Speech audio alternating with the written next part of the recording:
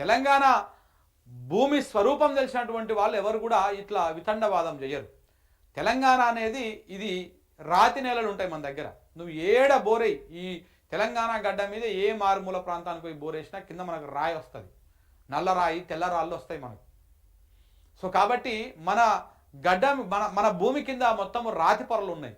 నీళ్ళ స్టోరేజ్ చాలాసేపు ఉండదు, ఇట్లా ఉంటుంది అన్నమాట భూమి మీద. ఇదంతా రాయి, నీళ్ళు ఎక్కడున్నా కానీ కిందికి జారిపోతూ ఉంటాయి, ఉండవు. సో ఎప్పటికప్పుడు రీఛార్జ్ చేసుకుంటూ చేసుకోవాలి మనం.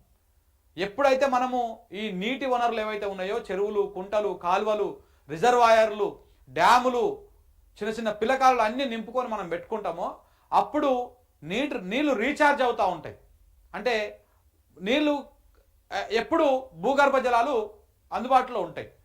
సో కాబట్టి మన రేవంత్ రెడ్డి గారు అధికారంలోకి వచ్చిన కాడ నుంచి ఏ ప్రాజెక్టులు కానీ ఏవి కానీ పూర్తి స్థాయిలో కలకల్లాడుతూ నిండినటువంటి దాఖలాలు లేవు.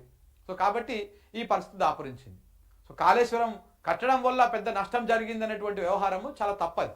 సో దానికి సంబంధించి కూడా మాట్లాడదాం మిత్రులారా.